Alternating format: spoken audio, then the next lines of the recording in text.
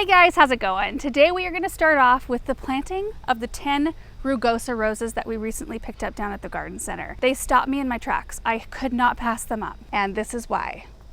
Look at how fantastic these rose hips are. This is beautiful summer through winter interest. Look at the color of these, and these are huge. I think these might be the biggest rose hips I've ever seen. They're fantastic. And when we bought these, I thought that there were only 2 varieties, but there's 3. So in this row right here that has the biggest rose hips, these are the straight up Rosa Rugosas. They're a single pink rose. They get kind of medium to tall, I think is what they say. What is that? Like medium to large size, bushy. Which a medium to large size rose, I want to say usually is right around the 5 to 6 foot side of things. And then we've got the Rosa Rugosa Alba, which is a single white. I think these are gorgeous. You can see some of the flowers right here. Aren't those beautiful and contrast their hips? Look at that. Oh, I'm so excited. So there are, I think, 4 of the Albas here. And these also have huge hips. And these are a little bit, at this point, more on the orange side, which when we bought them, they were a little bit more yellow. And I knew they would turn more orange. And I think they're on their way to getting more of that red blush to them. And then the variety I didn't realize we had, there are 3, I don't know how to even say that. I'll show you the tag, but they're a double.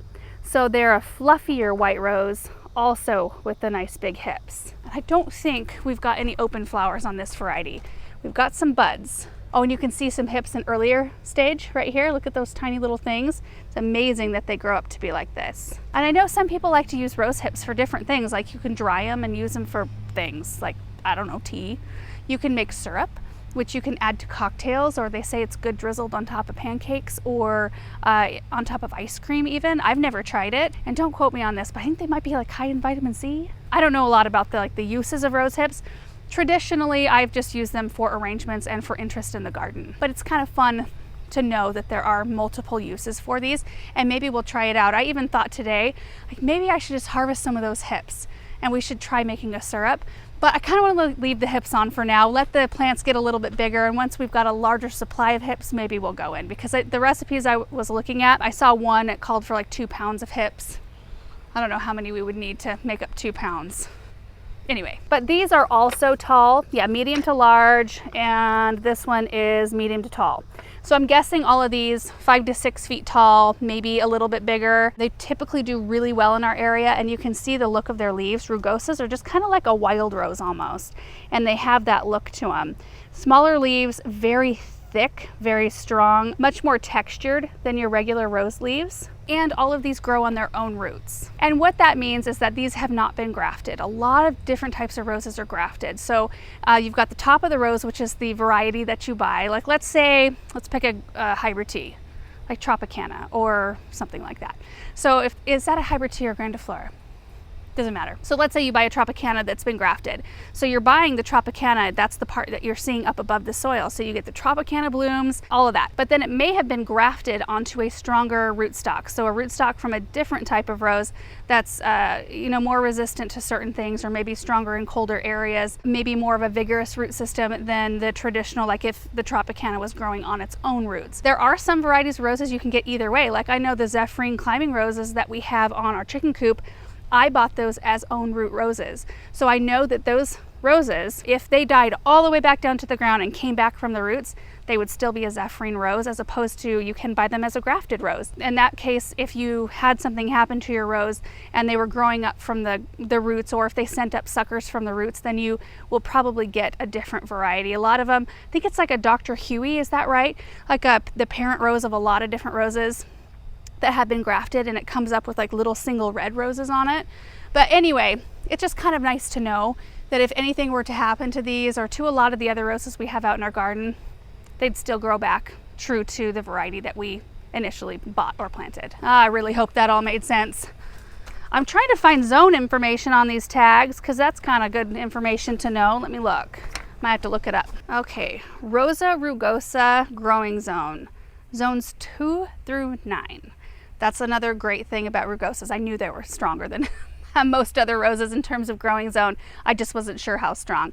But yeah, that's the pink one here, 2 through 9.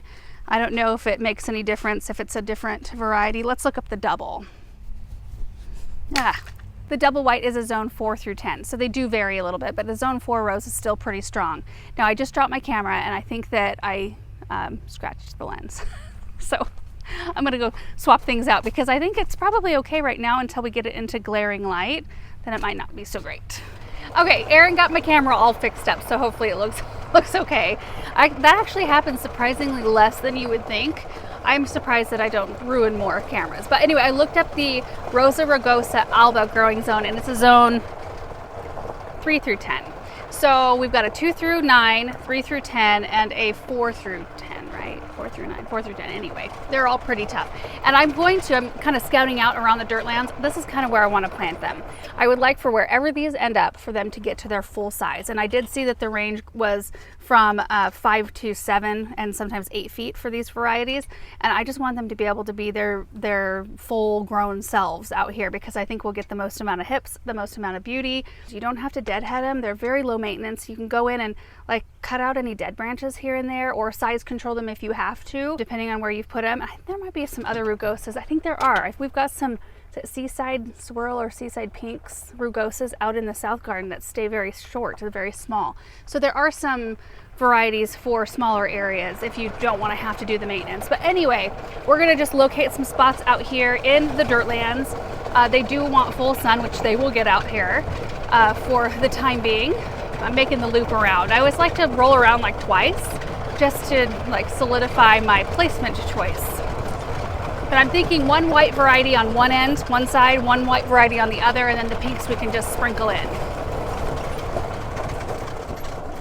You know what?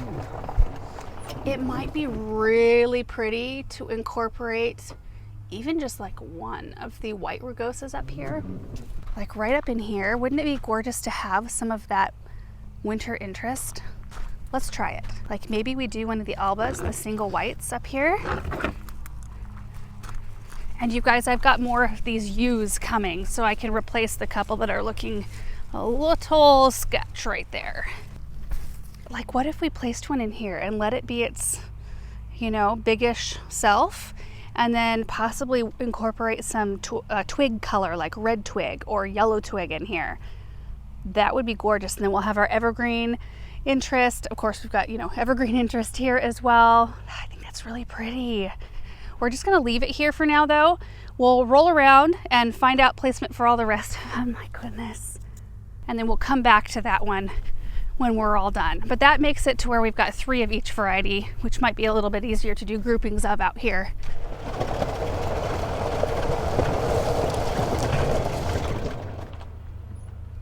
It'd be real pretty to have one right there.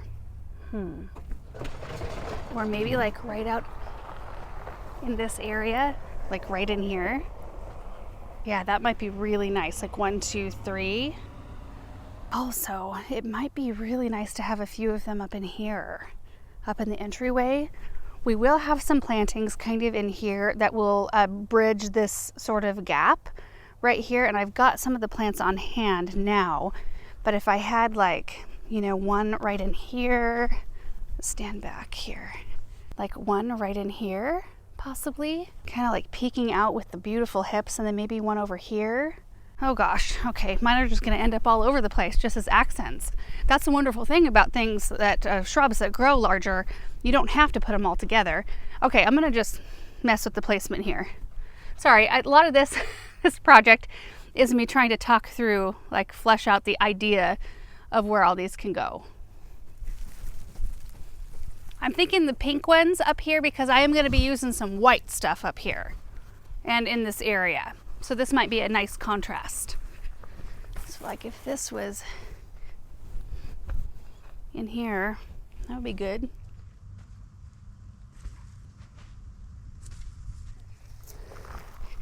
I don't know, guys. It's a little risky for me to put stuff out here without this front area and by the pillars being planted yet. I don't know if that's smart. It's giving me pause. But what if I did like over here? Nobody's business over here, right?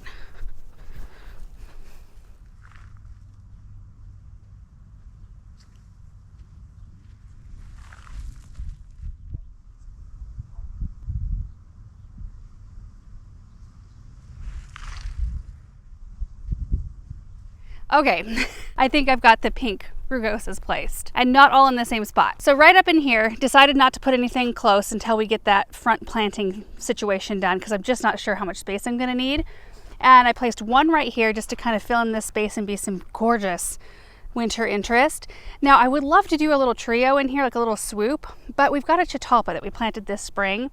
And while the information of this one says they get 10 to 15 feet tall, we've never had them do that here. In fact, they die all the way back down to the ground every single spring, which is fine. It's fantastic. We can easily clean them up. They come back fresh every year, but what happens is that it stays on the smaller side. So they usually, I want to say, top out at like 6 to 7 feet right in there. They just stay a little bit shorter, and I think in the end it would be shorter than all the Rugosas if I were to put them right in front. But we just planted this one this spring. Isn't it amazing? See a little honeybee right there, so fragrant. But we can figure out something else for right here.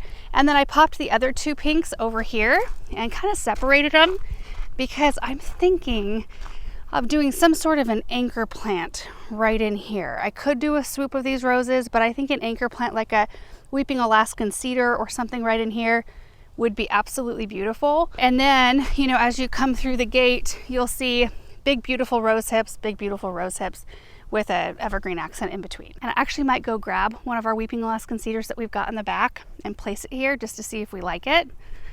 This is probably the only thing we're gonna get done today, because I'm so like all over the place with where to put these. I just want to do it right because they're so pretty that I want them to be very focal, but I also want them to be able to get to their full size.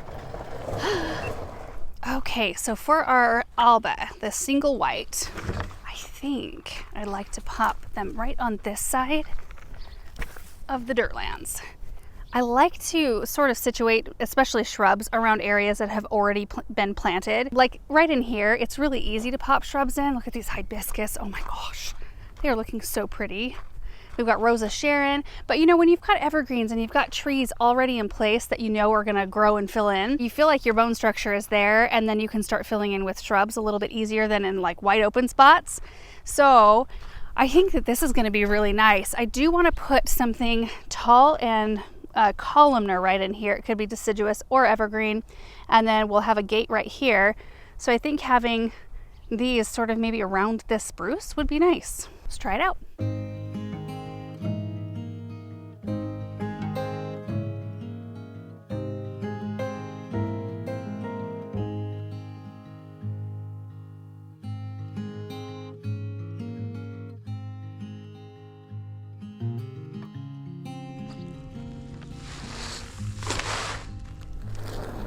Oh, sweet. These roses are sort of thorny. I like, of all the roses you could plant, Rugosas definitely have the thorns.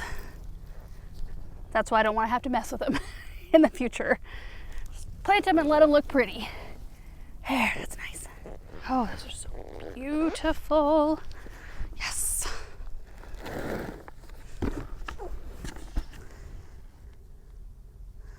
Oh, it's a little centipede.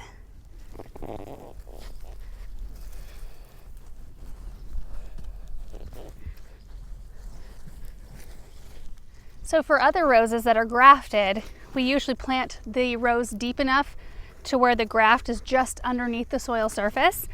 But on these, I just plant them right at the soil level they're currently at, because it doesn't matter with these. Which is the front? This is the back, I think.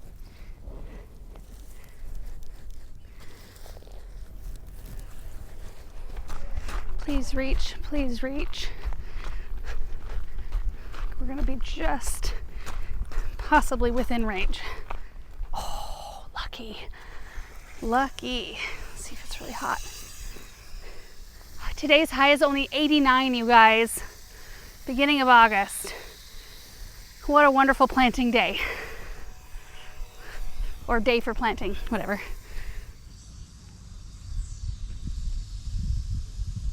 So there are the albas looking absolutely beautiful, and I just imagine when they're big, kind of hugging this spruce, and we've got other things in here, more stuff around here, and I'll probably even tuck something smaller in right up front here. Oh, I can just see it.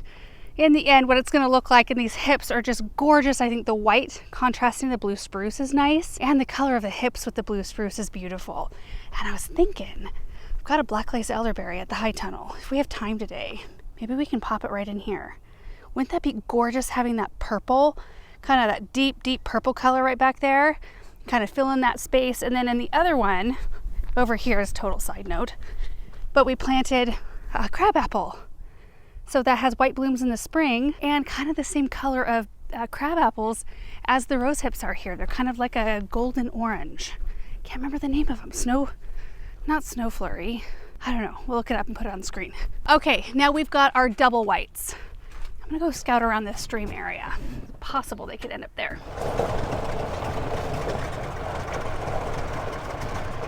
Oh, look at it back here. We just recently showed you Paul working on this area, kind of leveling out the berm a little bit and adding mulch. It is so beautiful. Let me just walk you through real quick because it's glorious back here. Yeah, I think like right up in here, having the roses, yes, would be beautiful. Oh, we also just planted this Celtic Pride Siberian cypress right there. Let's start at the beginning.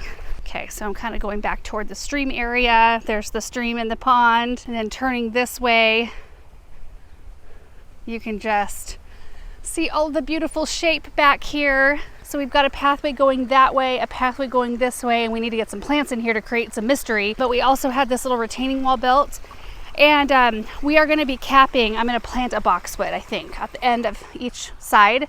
I think I will like that for a little touch of formality rather than, I don't really love the look of a tapered wall. It's kind of tapered on this end. So we'll probably add one more stone to the top here. I kind of want the look of an abrupt stop, like it's disappearing into an evergreen. But you can see where you can get into the trampoline area, the lawn area. We just planted the Leyland cypress in there. Roses will look pretty in there too. But I think popping them up in here on this side of the berm would be glorious. And I don't really want another, we've got a choke cherry, we've got a couple evergreens. I don't necessarily need another evergreen right in here. So popping those right in here would be great. Paul's gonna go, oh my gosh, I do this every time too. I tell him, every time you mulch an area, it looks so pretty that I just wanna spend time in it. And I wanna plant in it. So I do try to not make a huge mess. We'll see what we can do today.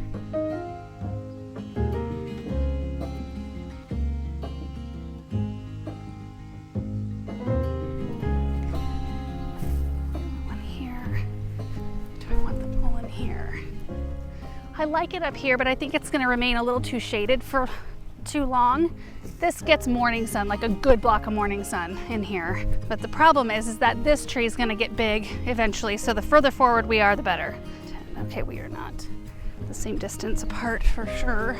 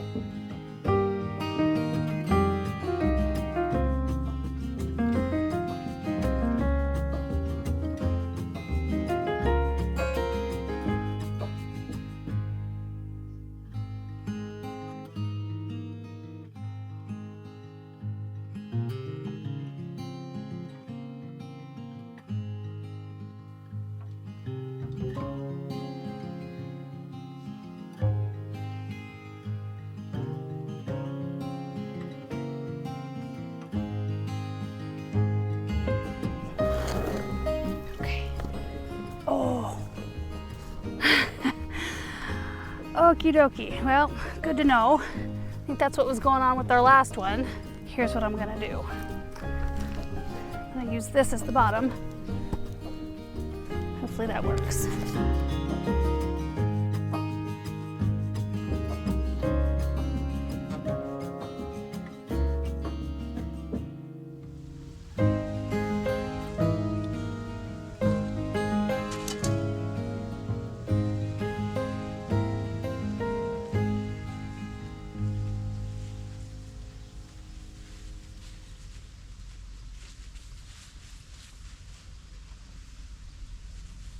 Oh my, look at these. They are so pretty right here. A little trio, but they're separated far enough apart from one another that they'll be separate even at maturity. So there'll be space between them. You'll be able to see the structure of each one of them, and they're bounced back far enough to where we can tuck other things in around the edge. Oh, I just love it. Now I did need to make sure that I left space right here because we are coming off this pathway with another pathway that leads you to a patio we're going to be putting in on the back side of the stream. So I wanted to make sure that this one was back far enough to where at maturity it's not going to be like snagging your sleeves as you walk by or your arms. So I think it's going to work out beautifully. Oh, so pretty. While we're back here, I'm going to run and grab a black lace elderberry out of the high tunnel, and we can go plant the other Alba rose because I think I would like it up there by the Persephone garden now that we've got everything else set. Right. We're getting one other thing done than just roses today. Look at that. There we go. I think it's going to look great right there. There's our Alba rose, and this black lace will fill in this entire area. I think it'll be good between these two blue spruces. When we planted these, I could have sworn this one was more green. It's looking a little bit more blue these days, at least from this angle. Maybe not quite as blue as that one. I don't know. Either way, this is going to be pretty.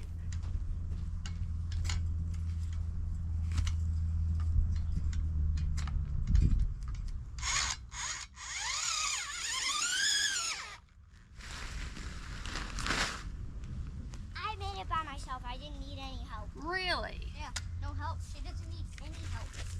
You are really good at that, Samantha. Yeah, I know how to do. You could teach a class, Samantha. Small ones.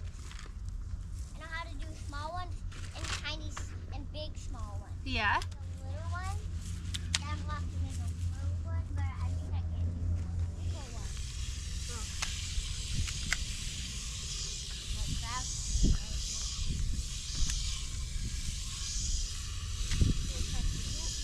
All right, there it is, planted, watered in. Cannot wait to see this one fill in because that is going to be some gorgeous late spring color and just a really pretty texture and color to contrast our evergreens right here. Okay, so we are going to head up front because Aaron is actually grabbing the weeping Alaskan cedar right now with the tractor, and we're supposed to meet him up there. So we'll plant that other Alba rose in just a little bit. I'm going to park right here in the shade of this maple tree. Oh, look at that. Here comes Aaron with the tree. And here come the kids. They're running through the lawn.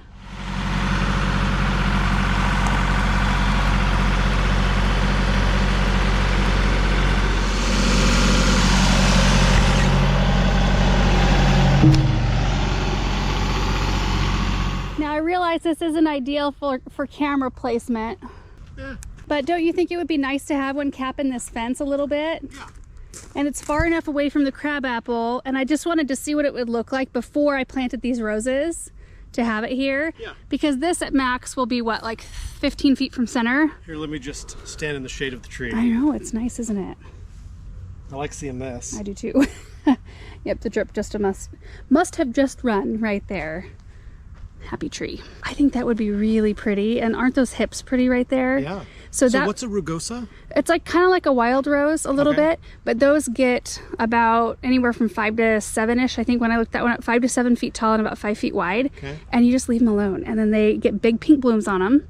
Since we're gonna have a lot of white up here, I think it might be nice to have pink, and I'm repeating it over there on that side.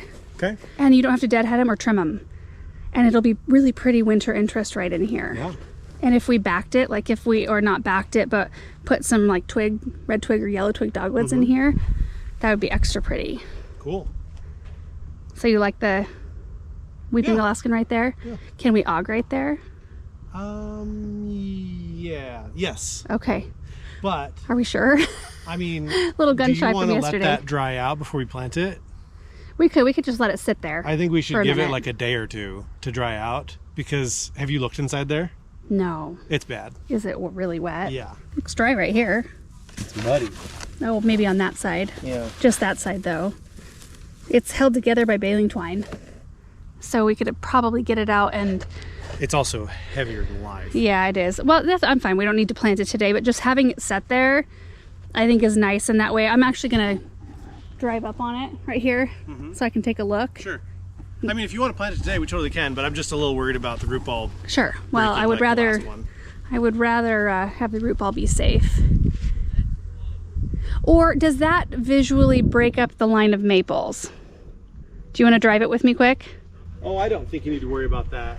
Because this is just a different kind of entity. Yeah, because you've got, you know, across the way, you've got other stuff that's true, all in between. and I'll be planting more stuff over here. Yeah. So, okay, so I think what we will do then is plant the roses and leave the evergreen for now. And we'll plant that a different day, let the root ball dry out just a little bit, just to make sure that the integrity of the root ball is a little bit better than it is right now. Oh yeah, that looks pretty right there, doesn't it? Mm-hmm. Oh, I like that.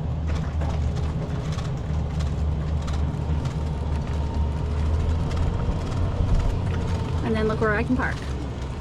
Right in the shade of this maple tree.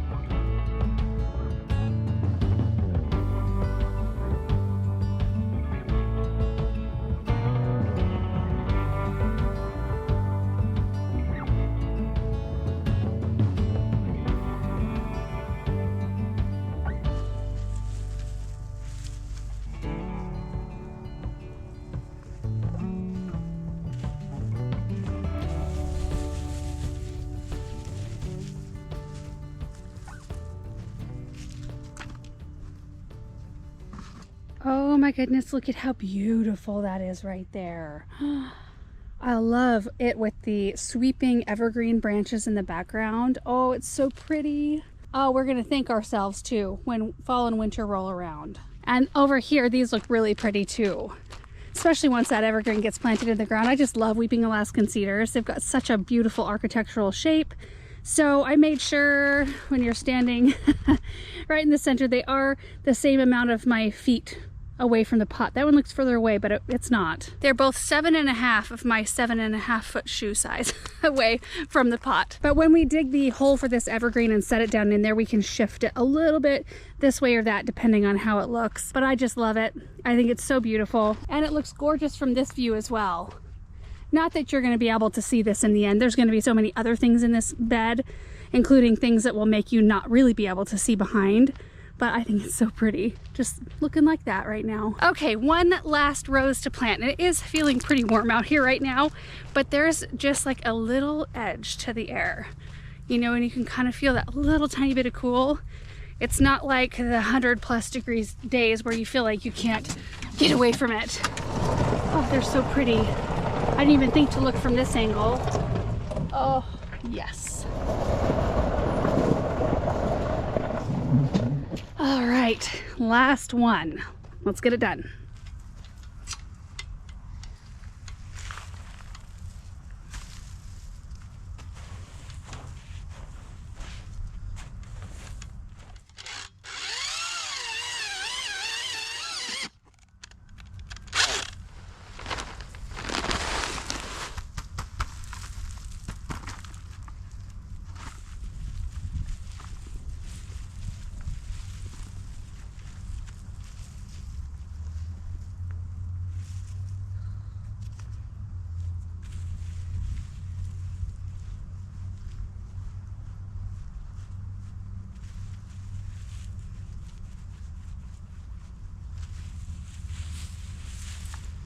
All right, all done.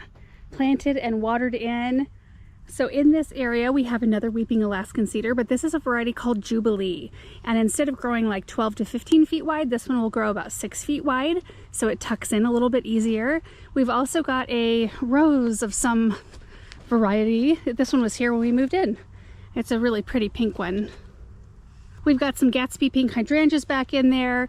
This area I'm going to clear out underneath the Junso dogwood so that we can see the trunk. We've also got some Russian sage that was also here when we moved in.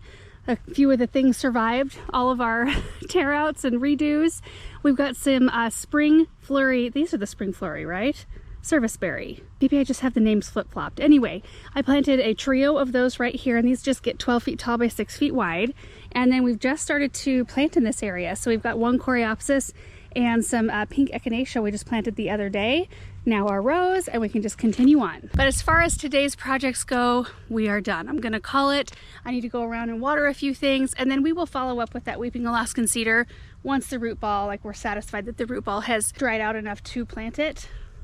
I really want that one to survive its transplant. But I hope you guys enjoyed today's video. I sure enjoyed just going around and finding spots for these beautiful roses. I think they're gonna be so great in the fall and winter landscape, and really beautiful throughout the rest of the season as well. So thank you so much for watching, and we will see you in the next one.